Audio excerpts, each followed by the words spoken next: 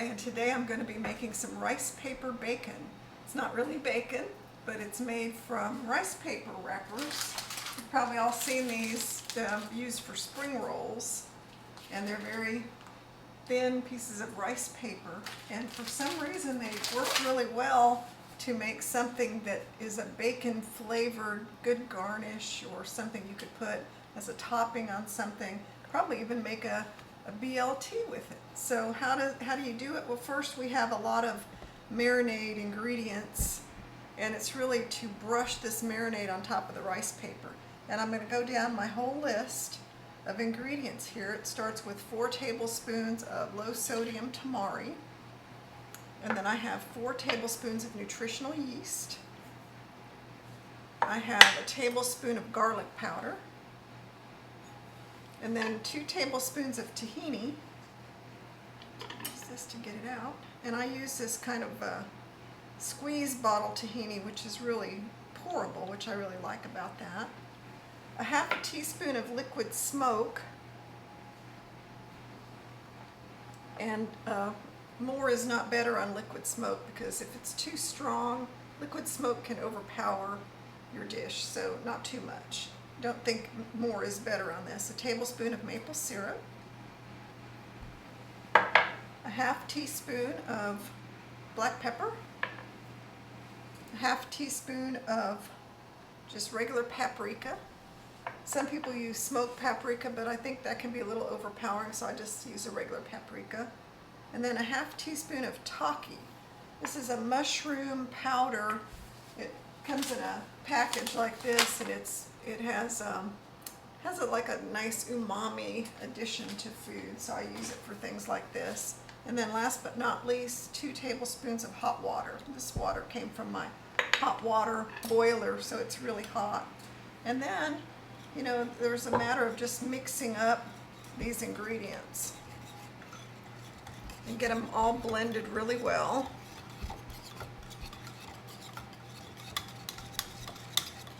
Then we just have to get this mixture onto our rice paper. And that's not too difficult, because I have a brush. So what I'm going to do, in fact, I'm going to do it, well, yeah, I'll do it right here. I'm just going to take the marinade, and I'm going to brush it onto the rice paper. And you have to make sure you coat it really well, because that's what makes it turn into the crunchy bacon-like substance. And not only do you do it one side, we have to turn it over and do the other side.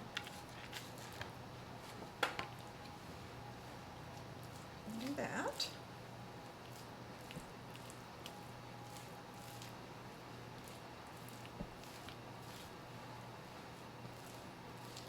All right, so we have one, and how this is made, it's made with 2 sheets.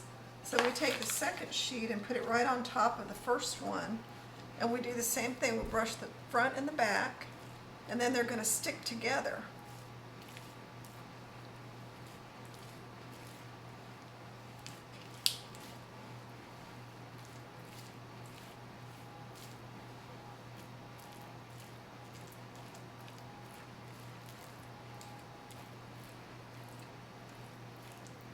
That was the front. Now we're going to turn it over so this will stick to the first one we did.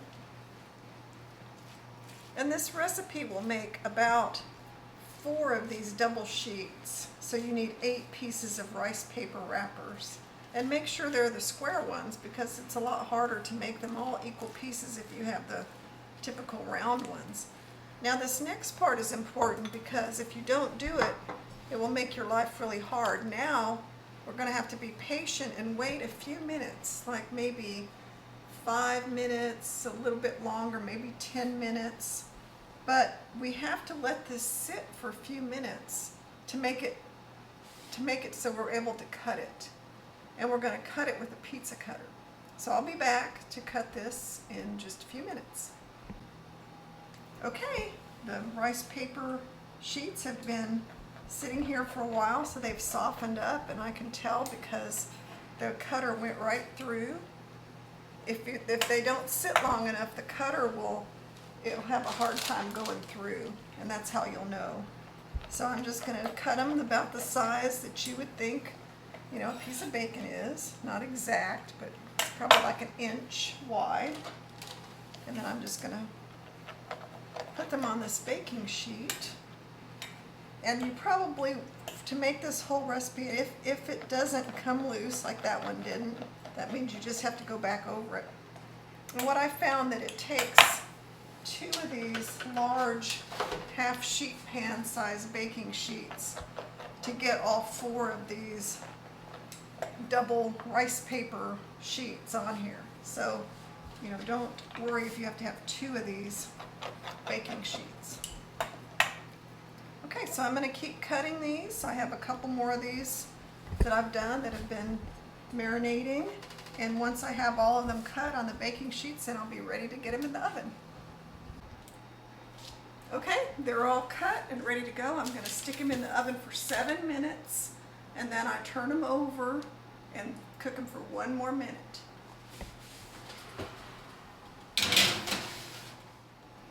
I've cooked them for 7 minutes, and now I'm turning them all over because that just helps them get a little crispier. They're pretty good now, but it seems like that extra minute really helps a lot. Okay, now I'm going to put them back in the oven for 1 more minute, and then they'll be done. Okay, they're done now. They've cooked for 7 minutes. I turned them over, cooked them for another minute, and now I just get them on my plate, and then I can't wait to taste one. And you can use these in any recipe that you would use bacon, BLT, garnish. For my project today, I'm going to be using them on my brown rice pilaf. So I'll wait a little while till they completely cool, and then I'll cut them up. But as you can see, it's nice and stiff, and it's crunchy. And it tastes so good just by itself. I found myself munching on these when I was making them for different dishes, so they taste good by themselves, but they're really good on any dish you used to use bacon bits on, or you know, in a sandwich or something, or even like crumbled on top of your baked potato. So that's all for rice paper bacon. I hope you make these and enjoy them as much as I do and use them on one of your dishes. Thanks for watching, and I hope you watch more of my videos. The ones that go with this rice paper bacon will be the brown rice, pilaf, and herb aioli. So thanks again. Bye-bye.